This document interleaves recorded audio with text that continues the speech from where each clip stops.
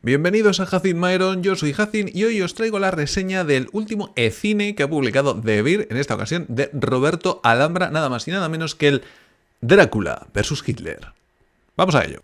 En este juego de rol de pequeño formato encarnaremos a los personajes clásicos de las películas de terror del siglo pasado, como Drácula, la momia, el Dr. Jekyll, Mr. Hyde, etcétera, etcétera, mientras grabamos una película al más puro estilo Hollywood Monsters, el videojuego que algunos recordaremos, los más mayores, de Péndulo y FX, mientras nos enfrentamos a la auténtica misión: acabar con los verdaderos monstruos, los nazis. Las partidas se dividen en aproximadamente 3 escenas con una preproducción en la que decidiremos qué estamos jugando y, sobre todo, con qué personajes estamos jugando. Estas 3 escenas son muy sencillitas de entender y de preparar. La primera es el acecho, unas 6 tiradas aproximadamente, en las cuales tendremos que intentar descubrir dónde se encuentra nuestra presa, nuestro objetivo, ese nazi con el que hay que acabar. La segunda, la caza, la escena en la que nos acercaremos a nuestra presa y nos las veremos seguramente con muchos de sus secuaces. De nuevo, otras 6 tiradas exitosas en estos marcadores tipo reloj que tiene el juego,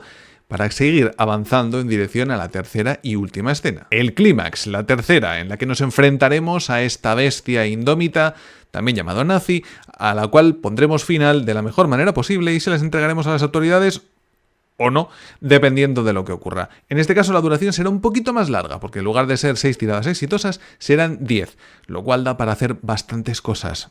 Cada uno de nuestros personajes tendrá 6 atributos a la sazón: ingenio, voluntad, carisma, percepción, fortaleza y destreza, unidos a otra serie de elementos muy particulares de este juego, como son los folclores, la monstruosidad, el disfraz. Y esto me recuerda a aquella película en la que... Los folclores son aquellos tópicos típicos de estas criaturas míticas, mitológicas del cine de terror del siglo anterior, en las cuales viene definida un poco la personalidad de nuestros personajes.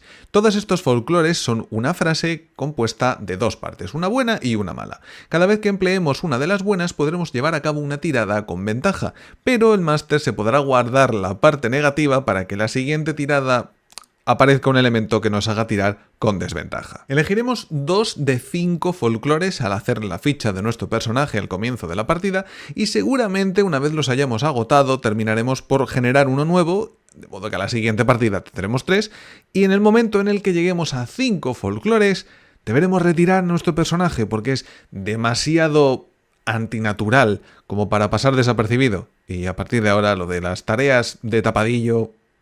difícil. La monstruosidad es una característica propia de nuestro personaje que definiremos al comenzar la partida y que podremos utilizar siempre para darnos ventaja a la hora de hacer nuestras tiradas, siempre y cuando tenga algo que ver con lo que estamos haciendo en ese momento, claro. También hay que tener en cuenta que existe otro tipo de monstruosidad que viene directamente relacionado con uno de nuestros folclores y que podremos utilizar una vez por sesión, que nos será increíblemente útil porque nos saltaremos la contraprestación negativa que luego puede utilizar el máster y utilizaremos solo lo bueno. Pero ya os digo, muy limitadito. Nuestro disfraz es lo que nos hace pasar desapercibidos entre los mortales normales, siendo tal y como somos Hollywood Monsters.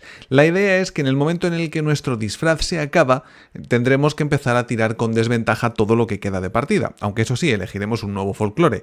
¿Qué ocurre? Que cuando tengamos 5 folclores y ya no podremos tener ninguno más, pues nuestro personaje se habrá cargado su disfraz y su tapadera y, como dirían los jugadores de vampiro, adiós la mascarada. Así que jubilación de personaje y a por el siguiente. Y por último tenemos el que seguramente sea el atributo más especial de todo el conjunto, que es el...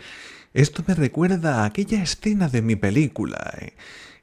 Nos permite introducir una especie de pausa en la partida en la cual el personaje que ha apelado a ese atributo contará una historia, él mismo, de una partida o una imaginación que tenga acerca de una película que rodó con anterioridad que sea medianamente aplicable a lo que está haciendo en ese momento.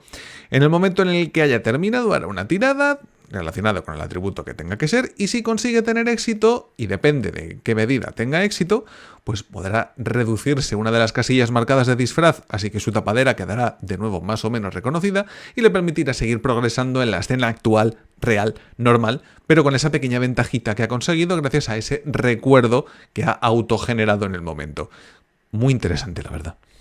Los dos tipos de tiradas que harán los jugadores en este sistema están básicamente divididos en tiradas de crear apoyo y tiradas de resolución de conflicto. Las tiradas de crear apoyo son aquellas que no resuelven el conflicto directamente, pero pueden ayudar a otro jugador a que posteriormente él lo supere. Se hace una tirada normal de 2 dados de 6 caras y se suma el atributo para ver si lo que pretendían hacer pues sirve de algo. Esto permitirá sumar un +1, un +2 o incluso un +3 en caso de un crítico a la tirada que posteriormente vaya a hacer un compañero. Por eso has generado una ayuda. Para la resolución de conflictos, que es el otro tipo de tirada, los jugadores utilizan su atributo y 2d6 o 3d6 si están tirando con ventaja o con desventaja. Si tiran con ventaja se quedarán los dos resultados más altos, si tiran con desventaja se quedarán con los dos resultados más bajos. La tabla de resultados es muy sencillita. Si no llegas a 7 ha sido un fallo, si estás alrededor del 9 vas a tener un éxito parcial, si te llegas al 10 vas a tener un éxito absoluto y si tienes un 12 tendrás un criticazo. Dependiendo de cada uno de los resultados será el máster o será el jugador el que narre las consecuencias y lo que está ocurriendo a lo largo de la partida, pero como podéis imaginar, mientras más alta sea la tirada, pues tantísimo mejor.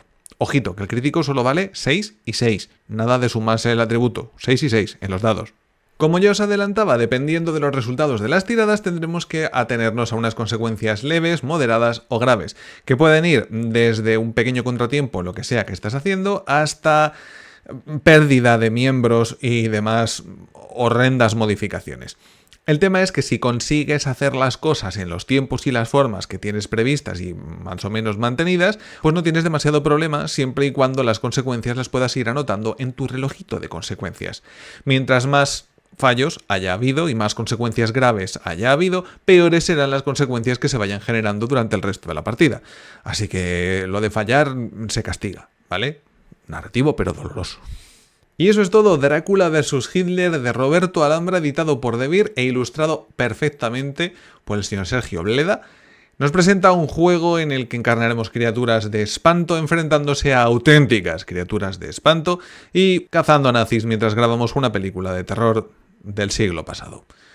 La Helmet no sabía lo que estaba pensando. Oh, sí que lo sabía muy bien. Si os ha gustado la reseña, ya sabéis, dejad vuestro like, suscribiros y por favor comentadme qué monstruo os encantaría encarnar en semejante caza y búsqueda de nazis por el mundo. Y si habéis jugado al Hollywood Monsters también dejadmelo en los comentarios, ¿vale? Me hace ilusión. Nos vemos.